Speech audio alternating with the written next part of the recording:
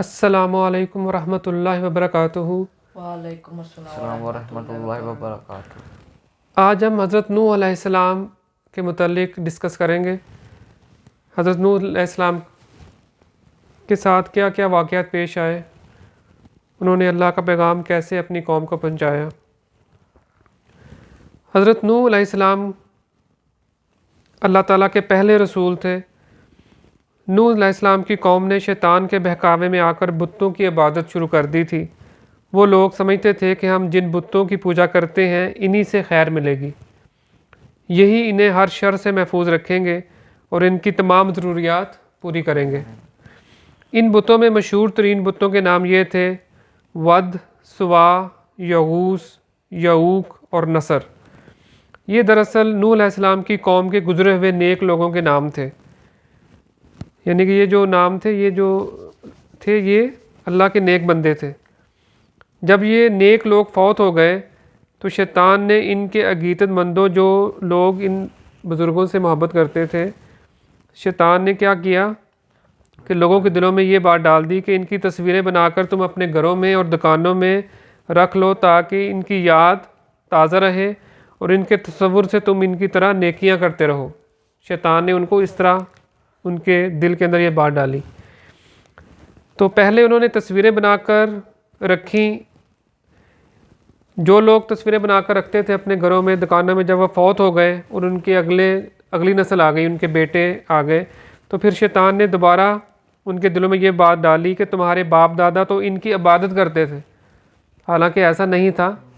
تو شیطان نے ان کے دلوں کے اندر یہ بات ڈالی کہ تمہارے باپ دادا ان کی عبادت کرتے تھے، جو تصویریں تمہارے گھروں میں لٹک رہی ہیں وہ ان کی پوجا کرتے تھے۔ اسی سے پھر بت پرستی، بت تراشی اور صنم پرستی کی روایت چل پڑی۔ اللہ تعالیٰ نے ان لوگوں کی ہدایت کے لیے حضرت نوح علیہ السلام کو بھیجا۔ انہوں نے اپنی قوم کو اللہ تعالیٰ کی عظیم اور حیران کن تخلیقات، آسمان، زمین، چاند، ستاروں اور عظیم الشان نعمتوں کی طرف توجہ دلائی اور انہیں بتایا کہ شیطان تمہیں اتنے عرصے سے گمراہ کرتا رہا ہے، تم اس گمراہی سے باز آ جاؤ، ایک اللہ تعالیٰ کی عبادت کرو۔ اللہ تعالیٰ کی بے شمار نعمتیں ہیں جو اس نے تمہیں عطا کر رکھی ہیں، اس لیے تم صرف ایک اللہ کی عبادت کرو۔ اگر تم نے بت پرستی نہ چھوڑی تو اللہ کے سخت عذاب کے مستحق بن جاؤ گے۔ یہ عذاب آخرت میں بھی ہوگا اور دنیا میں بھی نازل ہو سکتا ہے۔ انہوں نے نوح علیہ السلام سے کہا، ان کی قوم نے حضرت نوح علیہ السلام سے کہا کہ آپ ہم جیسے ہی ایک انسان ہیں، آپ کس طرح پیغمبر ہو سکتے ہیں؟ ان کے خیال میں تھا کہ جو پیغمبر ہے وہ اللہ تعالیٰ کا کوئی فرشتہ ہوگا یا کوئی اور مخلوق ہوگی۔ آپ وہ اس بات کو ماننے کے لیے تیار ہی نہیں تھے کہ ہماری طرح کا ایک انسان جو ہے وہ اللہ تعالیٰ اسے پیغمبر بنا کے بھیج سکتے ہیں۔ جب انہوں نے دیکھا کہ آپ کے پیروکاروں میں زیادہ تعداد غربا اور مساکین کی ہے تو اس پر انہوں نے آپ کا مذاق اڑانا شروع کر دیا۔ غریب لوگ حضرت نوح علیہ السلام کی بات مانتے تھے، لیکن جو امیر لوگ تھے وہ آپ کی بات نہیں مانتے تھے۔ انہوں نے سچائی کے پیغام کو تکبر، غرور کے ساتھ مسترد کر دیا جو امیر لوگ تھے۔ تو نوح علیہ السلام انہیں اللہ تعالیٰ پر ایمان لانے کے لیے دن رات تبلیغ کرتے رہے، کھلے طور پر بھی اور ان کی نجی مجلسوں میں جا کر بھی وہ اللہ کی نشانیوں کی وضاحت کرتے رہے اور بتاتے رہے کہ اللہ تعالیٰ اپنی مخلوقات کو نئے سرے سے بھی پیدا کرنے کی قدرت رکھتا ہے، اسی طرح انہیں ختم کر دینے پر بھی دوبارہ زندگی دینے کی بھی طاقت رکھتا ہے۔ حضرت نوح علیہ السلام جب انہیں اللہ کی طرف بلانے کی کوشش کرتے تھے تو وہ بھاگ جاتے تھے، وہ آپ کی بات نہیں سنتے تھے۔ جب انہیں اللہ سے مغفرت مانگنے کی تلقین کرتے تو وہ اپنے کانوں میں انگلیاں ٹھونس لیتے، سچائی کی بات کہی جاتی تو کپڑے جاڑ کر اٹھ جاتے ہیں، کوئی بھی نیکی کی بات سننے کو وہ تیار نہیں تھے۔ حضرت نوح علیہ السلام انہیں 950 سال تک اللہ تعالیٰ پر ایمان لانے کی دعوت دیتے رہے۔ پہلے جو لوگ تھے ان کی عمریں بہت زیادہ ہوتی تھیں، تو 950 سال تک حضرت نوح علیہ السلام تبلیغ کی انہوں نے، لیکن ان کی قوم نے ان کی بات نہیں مانی۔ حضرت نوح علیہ السلام نے اللہ تعالیٰ سے ان کی ہلاکت کی دعا مانگی تاکہ اللہ کی زمین شرک کی گندگی سے پاک ہو جائے۔ اللہ تعالیٰ نے ان کی دعا کا جواب دیتے ہوئے انہیں ایک بڑی کشتی تیار کرنے کا حکم دیا۔ نوح علیہ السلام اللہ کی ہدایت کے مطابق دن رات کشتی بنانے میں لگ گئے، جیسے اللہ تعالیٰ نے بتایا انہوں نے ویسے کشتی بنانی شروع کر دی۔ تو جب ان کے جو امیر لوگ تھے وہ پاس سے گزرتے تھے، جو اس قوم کے سردار تھے، تو ان کا خوب مذاق اڑاتے تھے، مگر حضرت نوح علیہ السلام انہیں نظر انداز کر کے اپنے کام میں مصروف رہتے۔ آخر عذاب کا مقررہ دن آ پہنچا، ان کے اوپر پانی کا عذاب اللہ تعالیٰ نے بھیجا، آسمان سے بھی زبردست بارشوں کا سلسلہ شروع ہو گیا اور زمین سے بھی پانی کے فوارے پھوٹ پڑے۔ حضرت نوح علیہ السلام نے اہل ایمان کو کشتی میں سوار ہونے کا حکم دیا اور ہر قسم کے جانوروں کا جوڑا جوڑا بھی ساتھ رکھ لیا۔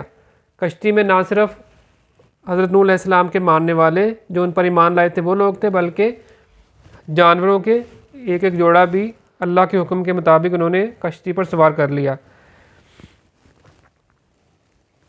نوح علیہ السلام کے بیٹے نے کشتی میں بیٹھنے سے انکار کر دیا۔ اس کا خیال تھا کہ پہاڑ کی چوٹی پر چڑھ کر اس طوفان سے محفوظ ہو جائے گا۔ ان کا دیکھیں قریبی بیٹا تھا جو ان کے اوپر ایمان نہیں لایا تھا، ٹھیک ہے، اور ان کی بیوی بھی آپ پر حضرت نوح علیہ السلام پر ایمان نہیں لائی تھی۔ تو ایک پیغمبر کی اولاد جو ہے وہ بھی کافر ہو سکتی ہے، ان کی بیوی بھی، لیکن وہ پیغمبر ہوتے ہوئے بھی ان کو اللہ کے عذاب سے نہیں بچا سکتے، ٹھیک ہے۔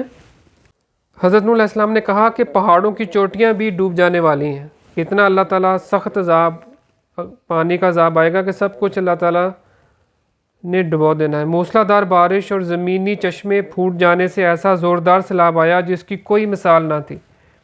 ایسا سیلاب آج تک دنیا میں نہیں آیا جو حضرت نوح علیہ السلام کی قوم کے اوپر یہ عذاب آیا۔ اللہ تعالیٰ کے نافرمانوں میں سے ایک شخص بھی نہ بچ سکا، سب ڈوب کر مر گئے۔ جتنے بھی کافر لوگ تھے وہ سب اللہ تعالیٰ نے ان کو غرق کر دیا۔ ہلاک ہونے والوں میں نوح علیہ السلام کا بیٹا اور ان کی بیوی بھی شامل تھیں، کیونکہ یہ بھی دیگر کفار جیسے ہی تھے۔ صرف وہی لوگ بچے جو حضرت نوح علیہ السلام کی کشتی میں سوار تھے۔ پھر اللہ تعالیٰ کا حکم ہوا تو پانی اتر گیا اور زمین کا سکون واپس آ گیا۔ سیلاب نے بدعمال لوگوں کو صفحہ ہستی سے مٹا دیا۔ اللہ تعالیٰ نے نوح علیہ السلام اور ان کے پیروکاروں کو بچا کر انہی سے آدم علیہ السلام کی نسل کو آگے بڑھایا۔ انہیں آدم ثانی بھی کہا جاتا ہے کہ دوسرا آدم علیہ السلام، پہلے آدم علیہ السلام اللہ تعالیٰ نے بھیجی، پھر ان سے نسل چلی، پھر حضرت نوح علیہ السلام کے اوپر جب عذاب اللہ تعالیٰ نے ان کی قوم کے اوپر عذاب آیا تو اس وقت دنیا سے سب کچھ پھر ختم ہو گیا۔ تو دوبارہ جو بھی نسل چلی وہ حضرت نوح علیہ السلام کہ وہ لوگ تھے جو کشتی پر سوار تھے، انہی سے آگے دنیا میں لوگ آباد ہوئے۔ یہ تھی حضرت نوح علیہ السلام کی کہانی۔ اللہ تعالیٰ ہمیں شرک سے محفوظ رکھے اور ایک اللہ تعالیٰ کی عبادت کرنے کی توفیق عطا فرمائے، آمین۔